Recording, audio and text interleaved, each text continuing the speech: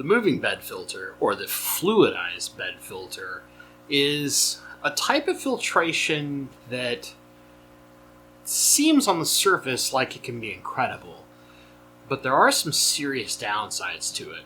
And let's talk about why it's probably not the choice for you. Hello everyone, this is Bentley. We're back in the filter series. This will be the next to last, penultimate, whatever fancy word you want to use. And we're going to talk about the fluidized bed or moving bed, sometimes called the fluidized filter. There's a couple different names. Basically, any of your moving bed filters. This is an air-powered filtration, but not always. Sometimes it's combined with a sump, and in those cases, it's designed to handle extremely high bioloads. So what you usually have is some kind of plastic media. Usually something like K1 media or K1 columnist is the most common media. So this stuff up here on the screen.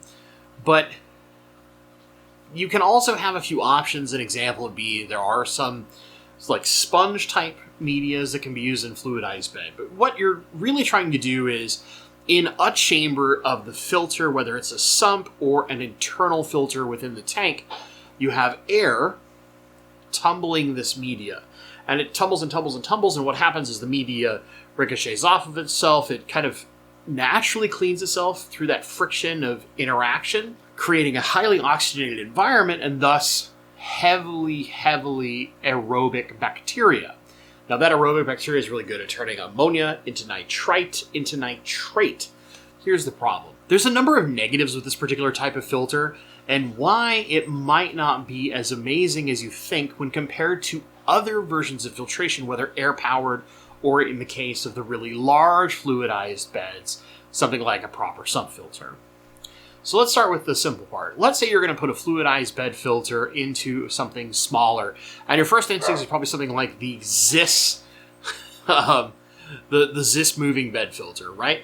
I have several of these. They're all kind of in storage now, because I personally am not a big fan of that filter, but they do have some usefulness when compared to a sponge. But the problem is, like a sponge, although sometimes even worse, you have a fairly large piece of equipment that sits in your tank and is a bit of an eyesore.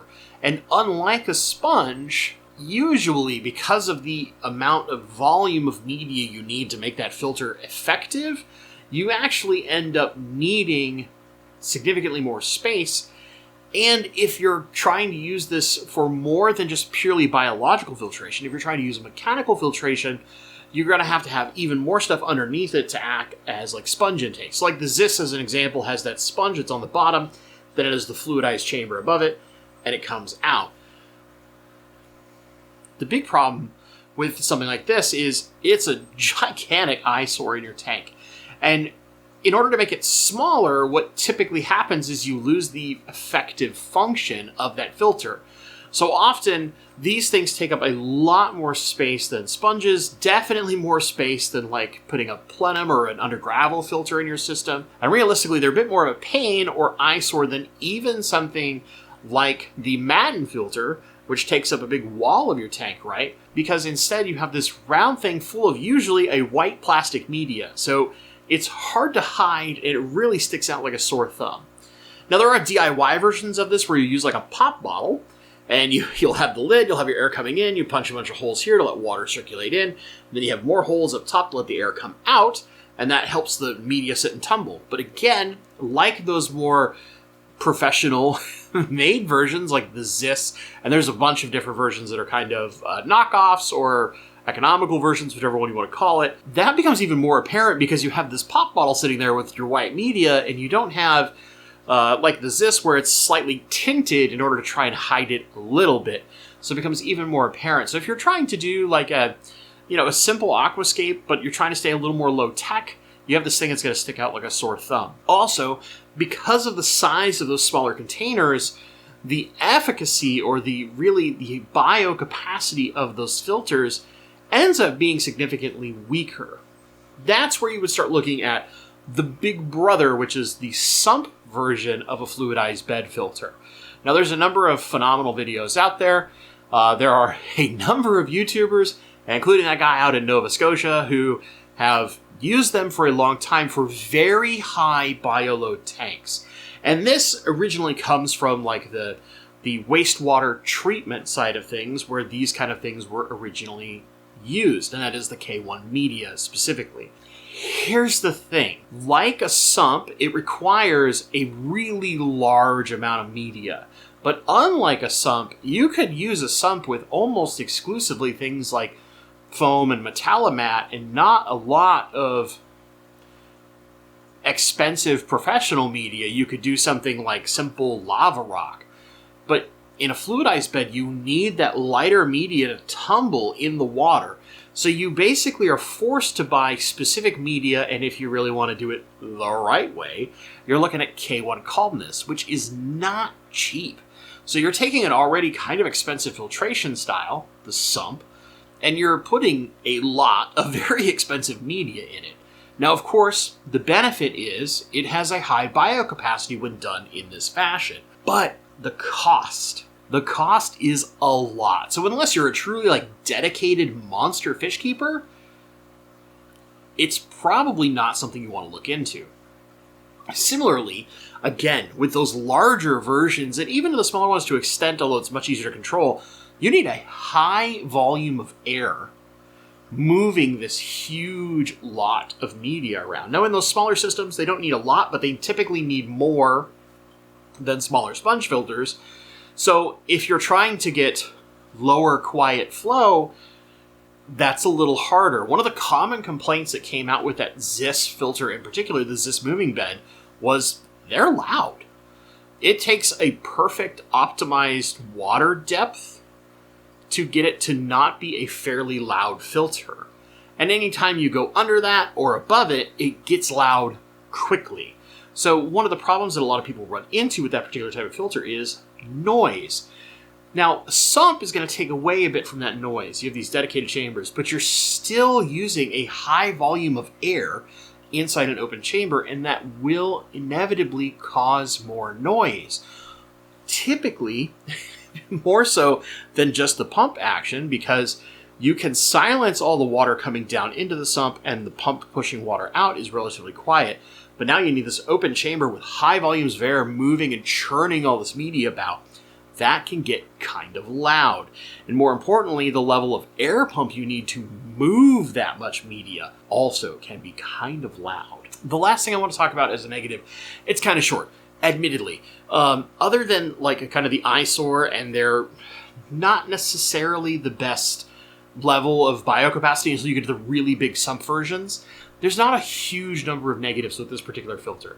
But the last one is in small tanks. You're already taking up a bunch of size, right? And it honestly can be a struggle to make those things fit in certain size tanks. But the real problem is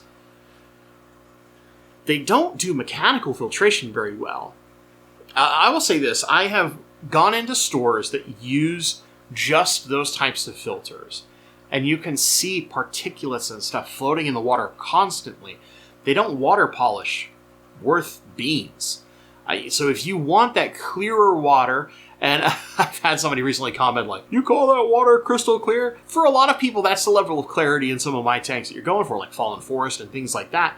But you can get significantly better water polishing even out of a standard sponge. Unless it's a super coarse sponge, you're going to get way more water polishing out of a sponge, a box filter, an under gravel filter than you're ever going to get in that moving bed filter. Now, there are cases where having all those extra particulates in the water system might be a good thing.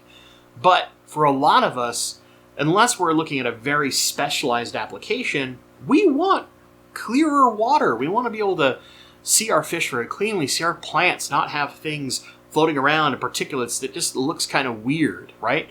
That's not what we're shooting for. And a lot of times if you have a friend who might not know better, they might come over and be like, what's all that weird stuff floating around your fish tank? Are your fish going to be okay? You don't want that question. Nobody wants that question. Makes you feel like, they think I don't know what the heck I'm doing. Not good, right? So in the case of some of the smaller moving bed filters, that's kind of the last thing. They're a little expensive, unless you DIY it, but even then the media is a little costly. Small versions, you don't need a lot, so that's nice. They can be louder. They're a bit of an eyesore, and in the case of the small ones, it's really hard to integrate good mechanical filtration with it without having an extra filter, and thus you're going to see all sorts of particulates. It's not going to look as great and get that nice, beautiful, clear water look like you could with a number of other air-powered filtrations, or in the case of powered filtration with a big sump, you're looking at huge extra cost, kind of similar to the wet-dry filter, where all that extra specialized media does cost you quite a bit more than some of the other options you could use with a more typical common sump. And it's a little bit loud. You're going to run a lot of air to move and churn all that media. It's going to get loud. So those are the downsides of the moving bed filter. Next week, we'll talk about the positives, why you might actually look at a moving bed filter over any other filtration option out there. So what I'd love to hear in the comments down below, have you tried a moving bed filter? Maybe you tried the little Zis. Maybe you made a DIY. Do you have a big sump that you've created a moving bed filter because you're like a stingray keeper or something really crazy like that? Let me know in the comments down below.